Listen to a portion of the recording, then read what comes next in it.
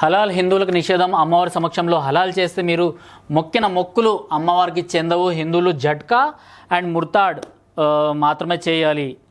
So ఏదో ఒక టెంపుల్లో శివశక్తి ఆర్గనైజేషన్కి సంబంధించిన ఒక బ్యానర్ అయితే మనకి ఇక్కడ కనిపిస్తుంది. అండ్ సాయి కుమార్ గౌడ్ అండ్ ఇక్కడ వీరు శివాజీ అనేసి ఒక అబ్బాయి ఈ అంటే టెంపుల్స్కి వెళ్ళి ఇలాంటి బ్యానర్లు పెడుతున్నారనమాట. ఇది ఈ మధ్యన ఇలాంటి కల్చర్ అన్నది ఎక్కువైంది.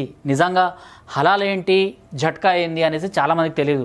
యాజ్ అ వెజిటేరియన్ నేను అంటే ఇలాంటి నాన్ వెజ్ని వీటిని అంటే అమ్మవార్లకు ఇలాంటి బోనమే పెట్టాలి, అమ్మవార్లకు నాన్ వెజ్జే పెట్టాలి అన్నదానికైతే నేను విరుద్ధం. కాకపోతే సొసైటీలో ఇప్పుడు ఏం జరుగుతుంది, హలాల్ని తీసుకుంటే ఎలాంటి ప్రాబ్లమ్స్కి మనం గురవుతున్నాము. అండ్ ఈ జట్కా పద్ధతి ఏదైతే ఇక్కడ చెప్పుకొస్తున్నారో హిందూ సంఘాల వాళ్ళు, దీనివల్ల ఎవరిని మనం కాపాడుకున్నట్టు ఉంటుంది అన్నది మనం ఈరోజు మాట్లాడుకుందాం. అయితే దీని గురించి నేను ఒక చిన్న ప్రజెంటేషన్ అయితే ఇవ్వాలనుకుంటున్నా.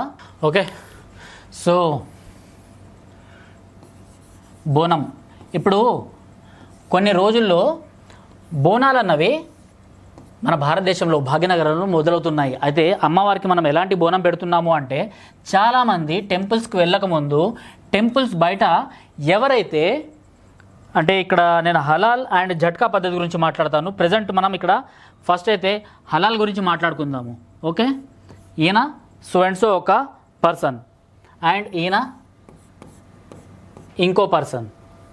ఓకే, సో ఇక్కడ ఒక నేను టోపీ పెడుతున్నాను, అర్థం చేసుకోండి. ఇది హలాల్ అన్నది ఎవరికి సంబంధించింది. ఓకే, సో ఇక్కడ జట్కా పద్ధతి ఏదైతే ఉందో అమ్మవారికి ఎలాంటి బోనం ఇవ్వాలి అన్న దాని గురించి మనం ఈరోజు మాట్లాడుకుందాము. అయితే హలాల్ ప్రకారం ఎవరైతే వ్యక్తి ఇక్కడ అమ్మవారి దగ్గర తీసుకెళ్ళిన ఏదైతే కోడి ఉంటుందో లేకపోతే మేక ఉంటుందో మేకపోతు అలాంటివన్నిటిని హలాల్ పద్ధతిలో చాలామంది చాలా టెంపుల్స్లో ఇందాక మీకు ఒక పోస్టర్ చూపెట్టాను కదా, సో ఎలా అయితే ఫ్లెక్సీలు కడుతున్నారో అది నిజంగా హిందువులు ఇప్పుడు జాగృతం అయ్యి ఇలాంటి ఫ్లెక్సీస్ పెడుతున్నారన్నమాట. దానికి కారణం ఏంటంటే హలాల్ అన్నది ఈ ఫలానా ముస్లిం వ్యక్తి ఈయన హలాల్ చేసేటప్పుడు ఏదైతే జంతువు ఉంటుందో ఆ జంతువు యొక్క మెడని చాలా స్లోగా కట్ చేస్తాడన్నమాట. స్లోగా కట్ చేస్తూ ఒక రకమైన అంటే వాళ్ళకి ఇప్పుడు మనం శ్లోకాలు ఎలా వల్లిస్తామో వాళ్ళు అలాంటి కొన్ని ఇస్లామిక్ శ్లోకాలు ఉంటాయన్నమాట, వాటిని వల్లిస్తూ ఇదంతా చేస్తాడనమాట. సో అప్పుడు ఆ బోనం అన్నది ఆ నైవేద్యం అన్నది అమ్మవారికి చెందదు ఇక్కడ. ఓకే, ఇక్కడ అమ్మవారికి చెందట్లేదు. కాకపోతే ఇక్కడ జట్కా పద్ధతులు ఏదైతే చేస్తున్నారో అది డైరెక్ట్గా ఇక్కడ ఆయన కట్ చేసి అంటే ఒకే వేటులో ఆ జంతువుని బలిచ్చే సంస్కృతి ఏదైతే ఉందో దాన్ని జట్కా అంటారు. దీన్ని హిందువులు అండ్ సిక్కులు ఇద్దరు మాత్రమే పాటిస్తారు, మిగిలిన వాళ్ళందరూ హలాల్కి వెళ్తారన్నమాట. సో ఇలా హలాల్ అన్నది ఇటు డైరెక్ట్గా మన హిందూ దేవుళ్ళకు కాకుండా అల్లాకి వెళ్తుందన్నమాట. సో అంటే వేరే మతాల వాళ్ళకు అక్కడికి వెళ్ళిపోతుంది. ఆ బోనాన్ని మనము ఇక్కడ ఎంగిలి బోనంగా మన అమ్మవార్లకు మనము ఇస్తున్నాము. అండ్ ఇక్కడ జట్కా పద్ధతులు చేసేది డైరెక్ట్ అమ్మవారి కోసం చేస్తారు కాబట్టి డైరెక్ట్ కట్ చేసిన తర్వాత అమ్మవారికి డైరెక్ట్ ఆ నైవేద్యం అన్నది ఇచ్చేయడం జరుగుతుంది. సో అది డైరెక్ట్ అన్నమాట. అంటే మన ఇంట్లో ఎవరైనా వస్తే మనము కొత్త ప్లేట్ పెడతాము, అందులో అన్నము పప్పు ఇవన్నీ పెడతాము. కాకపోతే మనం తిన్న ఎంగిలి ప్లేట్లు పెడితే వాళ్ళు ఎలా రిసీవ్ చేసుకుంటారు. సో అలానే ఇక్కడ ఏంటంటే ఇతను ఏవైతే ప్రీచెస్ చేస్తుంటాడో, ఏవైతే శ్లోకాలు వల్లిస్తుంటాడో ఇస్లామిక్ వాళ్ళ ఖురాన్ ప్రకారము లేకపోతే వాళ్ళ హదీస్ ప్రకారము ఏవైతే ప్రీచెస్ చేసుకొని జంతువుని వధిస్తాడో సో అదంతా ఇక్కడ అమ్మవారి కాకుండా ఫస్ట్ అల్లాకి వెళ్ళిపోతుందన్నమాట. సో అది హలాల్. సో ఇలాంటి హలాల్ని మనము ఇప్పుడు టెంపుల్స్లో మన అమ్మవార్లకు ఇస్తున్నామన్నమాట ఇది.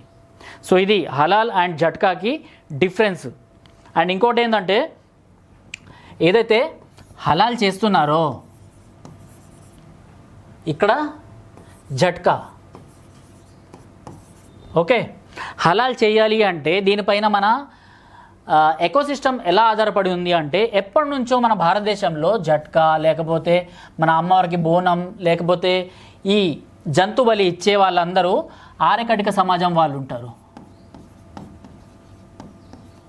ఓకే, ఆర్యకటిక ఇక్కడ డైరెక్ట్గా కేవలం ముస్లిమ్స్ అన్నమాట. కేవలం ముస్లిమ్స్ మాత్రం చేస్తేనే అది హలాల్. అదే ఆర్యకటిక వాళ్ళు హలాల్ చేసి ఇస్తాము అన్న కూడా ఎవరు తీసుకోరు. బికాస్ ఇక్కడ వీళ్ళ బిజినెస్ని డ్రాప్ చేయాలి అంటే ఇక్కడ ముస్లిమ్స్ మాత్రమే ఉండాలి. అండ్ ఇక్కడ ఏదైనా చికెన్ సెంటర్ లేకపోతే మటన్ సెంటర్ ఏదైనా ఇక్కడ వీళ్ళు రన్ చేసుకోవాలి అంటే హిందువులు, అక్కడ ఆర్యకటిక వాళ్ళు అవసరం లేదు. ఎందుకంటే ఆర్యకటిక వాళ్ళు చేస్తే వీళ్ళు తినరు. బికాస్ వీళ్ళు ఎలాంటి ఇస్లామిక్ ప్రీచెస్ ఎలాంటి శ్లోకాలు వీళ్ళు వల్లించరు కాబట్టి అది మాకు చెందదు. అది మాకు హలాల్ ప్రకారం రావాలి అంటే మా ముస్లిమ్స్ మాత్రమే కావాలి. సో మా ముస్లిమ్స్ మాత్రం చేస్తే మేము తింటాము అంటున్నారు ఇక్కడ వాళ్ళు. అంటే తిండికి కూడా ఒక రకమైన మతం పెట్టేస్తున్నారు అనమాట. అరే అవతల వ్యక్తి చేసేది కూడా ఒక మనిషే కదా అనేసి మాత్రం చూడట్లేదు. ఇక్కడ తిండిలో కూడా మతాన్ని తీసుకొస్తున్నారు. సో దీనివల్ల ఏమవుతుంది అంటే మీరు ఎన్ని స్టోర్స్ తీసుకున్నా కూడా, ఇప్పుడు చాలా చికెన్ స్టోర్స్ ఉంటాయి, కొన్ని మటన్ స్టోర్స్ ఉంటాయి అన్నమాట. ఏ హిందువు రన్ చేస్తున్నా కూడా అక్కడ ఈ ముస్లిమ్స్ వాళ్ళు మాత్రమే ఉండాలి. వీళ్ళు హలాల్ అనేసి ఒక సర్టిఫికేట్ ఇస్తారనమాట వాళ్ళ మనుషుల్ని పెట్టుకుంటే.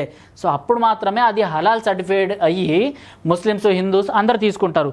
ఆర్యకటికకు సంబంధించిన అంటే వీళ్ళు ఎప్పటి నుంచో కటిక వ్యాపారం చేసుకునే వాళ్ళు, వీళ్ళు జట్కా అండ్ ఇంకేదో ముర్తాడ్ ఇలాంటివి అమ్మాలి అనుకుంటే ఇక్కడ ముస్లిమ్స్కి సంబంధించిన ఎవరు కూడా వెళ్ళి అక్కడ కొనుక్కోరన్నమాట.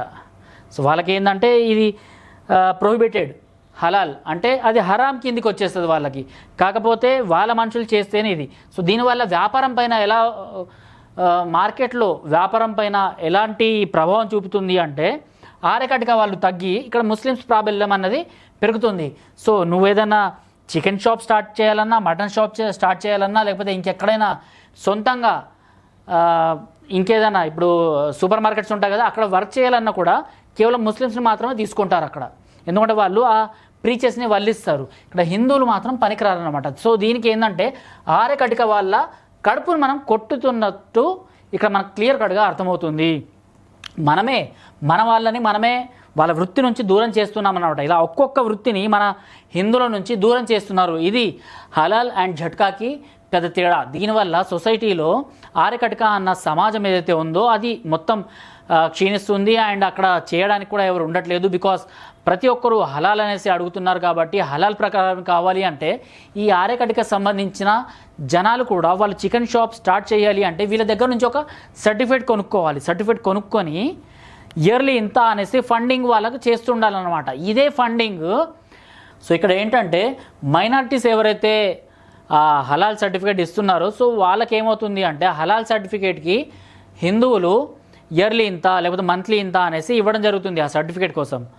సో ఇలా సర్టిఫికేషన్ అనేది కంపల్సరీ హలాల్ సర్టిఫికేషన్ ఉంటేనే ఇలాంటి ఏదైతే షాప్స్ ఉన్నాయో ఇవి రన్ అవ్వగలుగుతాయి. దీనిపైన మీరేమంటారు? నిజంగా హలాల్ అండ్ జట్కా ఈ రెండు సమాజంలో ఉన్నాయి. కాకపోతే జట్కా అన్నది చాలామందికి తెలియదు అండ్ హలాల్ అన్నది మాత్రమే ఇప్పుడు పాపులర్ అయింది. అంటే కారణం ఇలాంటి వ్యాపార చక్రం ఏదైతే ఉందో అందులో వ్యాపారులు మాత్రం కేవలం ఒకే మతానికి సంబంధించిన వాళ్ళు ఉండాలి. ఆర్యకటిక వాళ్ళు మాకు సంబంధం లేదు, వాళ్ళు మాకు అవసరమే లేదు అనేసి వీళ్ళంతా ఖరాఖండిగా చెప్పేస్తుంటే ఆర్యకటిక వాళ్ళు వాళ్ళ వృత్తి ఏదైతే ఉందో ఎన్నో సంవత్సరాల నుంచి ఎన్నో యుగాల నుంచి నడుస్తూస్తున్న వాళ్ళ వృత్తిని వాళ్ళు మానేసి ఇంకేదో చిన్న చితక పనులు లేకపోతే ఇంకేదో జాబులు చేసుకోవడం, వాళ్ళు దానికోసం అక్కడ నుంచి వెళ్ళిపోవాల్సిన అవసరం వస్తుంది. దీనివల్ల ఏంటంటే హిందూ ఎకోసిస్టమ్ అనేది దెబ్బతింటుంది. దీనివల్ల హిందూ కులాలు ఏవైతే ఉన్నాయో అవి అంటే కొంచెం మనుగడలోకి ఉండకుండా శాశ్వతంగా మాయమైపోతున్నాయి అనేసి నేను అంటున్నాను. దీనిపైన మీరేమంటారు? హలాల్ జట్కా వల్ల ఇలాంటి సొసైటీలో ప్రాబ్లమ్స్ వస్తున్నాయా? నిజంగా హలాల్ అన్నది ఇది ఒక వడవృక్షంలాగా మారి ఇలాంటి మార్కెట్ని ముంచేస్తుందా? దీనిపైన మీరేమంటారో కామెంట్ బాక్స్లో తెలపండి. టిల్ దెన్ జై హింద్, జై భారత్.